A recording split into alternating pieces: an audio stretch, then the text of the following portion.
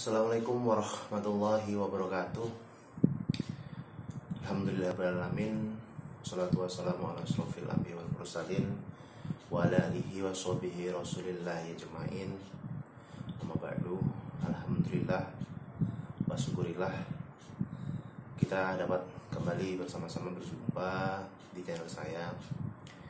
Di channel ini saya akan coba membahas tentang dunia spiritualis, dunia kegoiban atau dunia kebatinan, yang saya coba akan bagi pada teman-teman semua. Mudah-mudahan dengan penjelasan saya yang singkat namun mudah dimengerti pada teman-teman. Jadi untuk teman-teman semuanya, terus saksikan channel ini.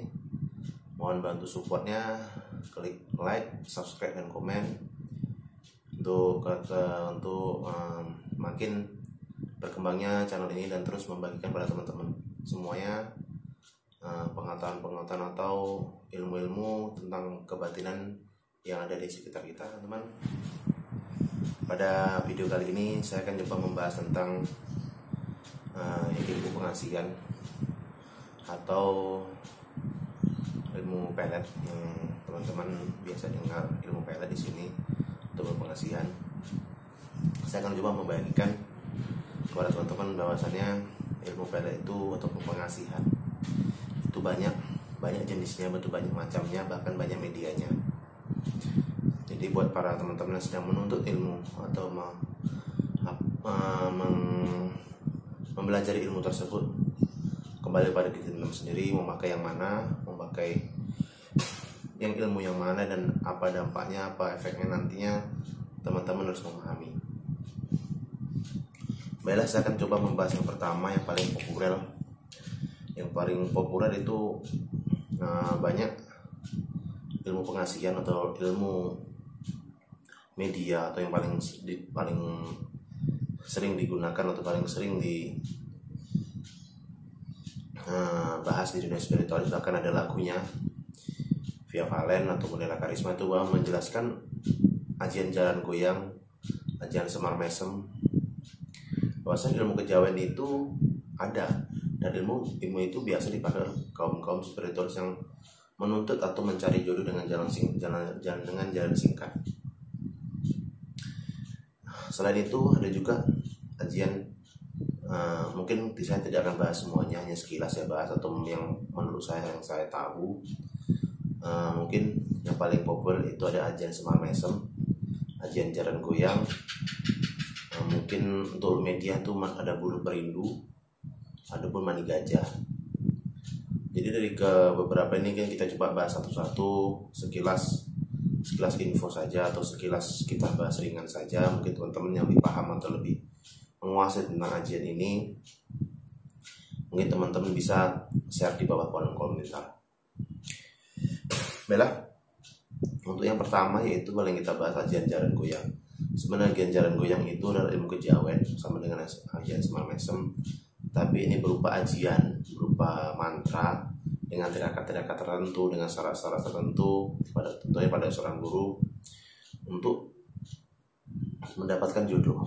Namun ajian jalan goyang ini sangat berbahaya bagi siapapun atau bagi seseorang pria ataupun wanita yang kena ajian jalan goyang. Yang saya dengar atau yang saya tahu, bila seseorang sudah terkena ajian jalan goyang ini, biasanya kalau tidak dinikahi atau tidak turuti cintanya, bahkan dia bisa gila atau bisa dia linglung, karena sejatinya dalam diri dia itu bukan dia lagi, ada sesuatu yang dikuasai atau dikuasai oleh sesuatu jin atau kodam yang menghasut atau mengubah pikirannya seolah-olah terpikir kepada seseorang yang membuat ajian tersebut. Selanjutnya yaitu mani gajah. Mani gajah ini mungkin suatu media yang benar-benar mani gajah. Emang mani gajah atau sperma gajah itu yang membeku. Namun ini bisa alamin atau ini pun bisa goib. Jadi saya sendiri pun belum menemukan atau belum pernah jumpa dengan hal ini. Namun yang saya dengar atau yang saya tahu, yang saya dapatkan informasinya, bahwa mani gajah ini bisa digunakan untuk media pelet ataupun media pengasihan. Selanjutnya yang paling familiar yaitu ajian Semar Mesem. Ajian Semar Mesem ini juga sejatinya sama dengan ajian jaran goyang. Ajian Semar Mesem ini berupa media dan berupa mantra.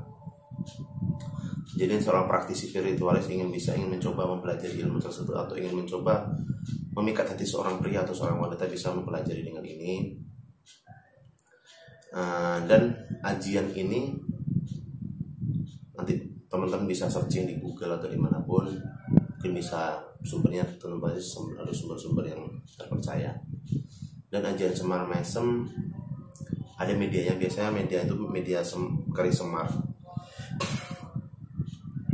Saya sebagai contoh punya hanya sekedar koleksi. Saya dapatkan dari guru saya. Ini berwujud keris ya teman-teman. Jadi keris semar ini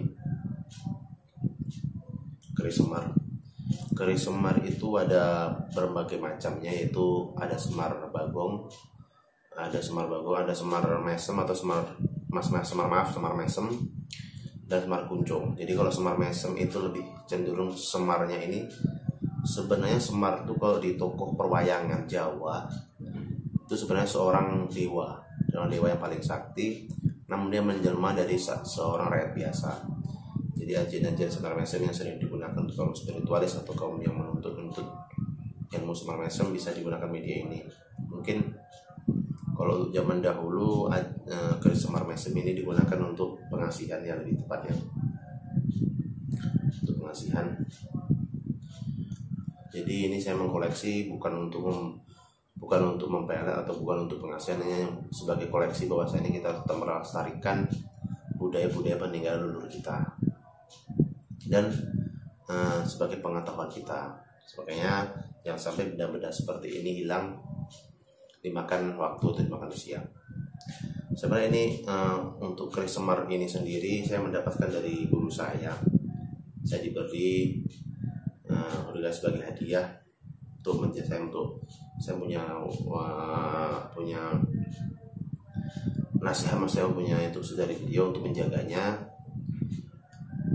Jadi ini keris ini beratnya saya bukan dikasih langsung, namun guru saya itu memberikan secara gaib. Jadi gini, waktu saya sedang bekerja, selesai pekerjaan saya selesaikan pekerjaan saya. Namun setelah pekerjaan saya selesai, saya menemukan sebilah keris ini yang tergeletak di tempat kerja saya.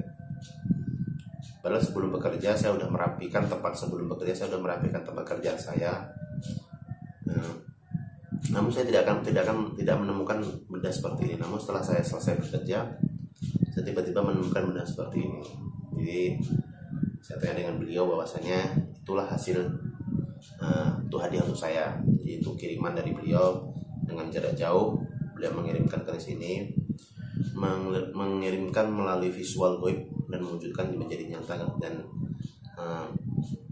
timbul ke saya itu hadir ke saya. Ya, alhamdulillah sampai sekarang masih saya jaga, saya letakkan dan saya simpan. Mudah-mudahan ini menjadi warisan atau menjadi peninggalan buat anak cucu kita nanti, karena bahwasanya seni-seni peninggalan benda leluhur atau peninggalan benda-benda zaman dahulu wajib kita lestarikan supaya tidak termakan usia. Mungkin yang selanjutnya yaitu sejatinya kalau untuk Semar Mesem sendiri itu masih banyak variasi. Maksudnya mau ada versi besar, versi kecil. Dari biasanya kalau hasil tarikan itu bisa besar, bisa kecil, bisa pakai sarung ataupun tidak. Kebetulan saya punya ini tidak ada sarungnya, tidak ada sarung kerisnya, jadi polos, hanya kembrengan keris biasa. Selanjutnya yaitu yang paling sering atau paling populer untuk dunia pengasihan itu bulu perindu. Jadi bulu perindu ini yang saya tahu dan saya dapatkan dan saya pelajari selama ini, bulu perindu itu banyak macamnya. Jadi banyak yang didapatkan bulu perindu itu banyak macam atau banyak dari mana bulu perindu itu berasal. Jadi yang saya tahu, Bulu perindu itu bisa berasal dari bulu makhluk gaib, yaitu genderuwo. Yang kedua itu bisa berasal dari bulu bambu itu sendiri. Jadi beda-beda, mau bisa berasal dari bulu perindu ataupun bulu apa itu sendiri. Jadi biasanya kalau bulu perindu itu sepasang. Untuk kamus kerital biasanya sepasang kita gunakan untuk bulu perindu sendiri. Jadi biasanya untuk pengetesan bulu perindu itu asli atau tidak, bisa dicelupkan atau dibasahi dengan air. Nanti bulu perindu itu bila dibasahi dengan air, maka dia akan bergerak. Biasanya kalau kita letakkan dengan air yang mengalir pelan, bahkan bulu perindu itu tidak akan mengikuti air, bahkan dia akan melawan arus air. Di sini saya punya bulu perindu, namun sekali lagi ini hanya koleksi, bukan untuk dipakai atau bukan untuk diapa. Ini hanya koleksi yang saya simpan sampai sekarang.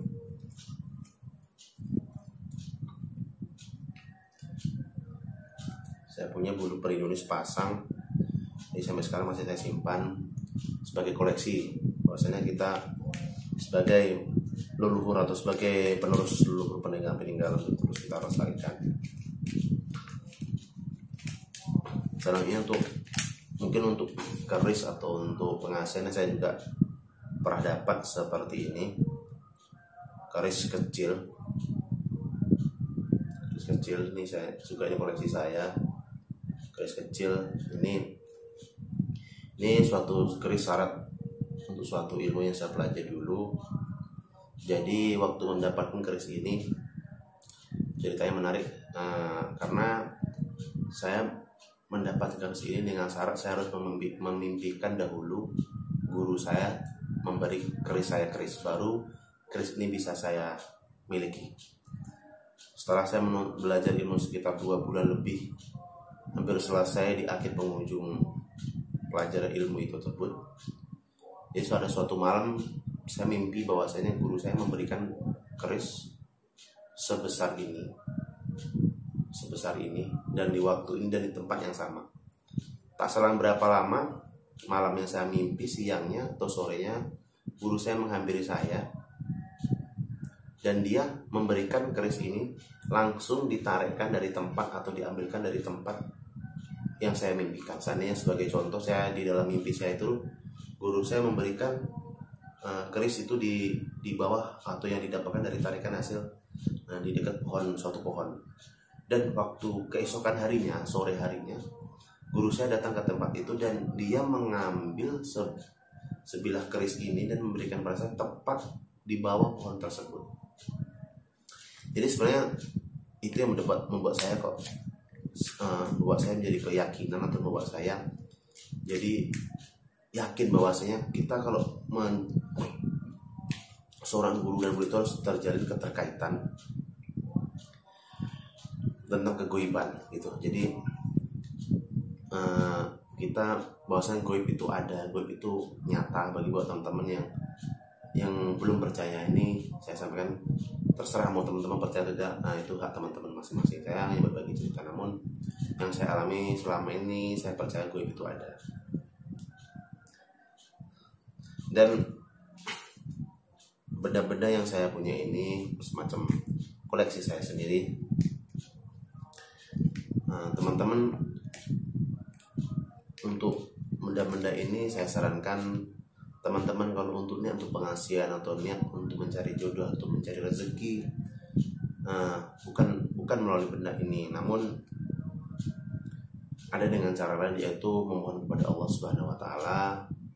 Ya Allah, kalau seandainya teman-teman mencintai atau menginginkan seorang wanita, kita cukup berdoa di sepertiga malam, berdoa setelah sholat tahajud atau sebelum sholat subuh, kita berdoa kepada Allah. Ya Allah, kalau memang dia menjadi jodoh hambamu, dekatkanlah hambamu dan jadikan kami satu.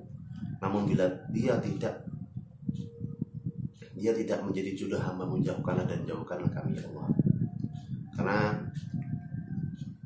yang saya tahu, kalau teman-teman mendapatkan cinta dengan sesaat, dengan media-media yang saya jelaskan tadi itu tidak akan baik, karena hasil akhirnya nanti akan imbas kepada teman-teman sendiri.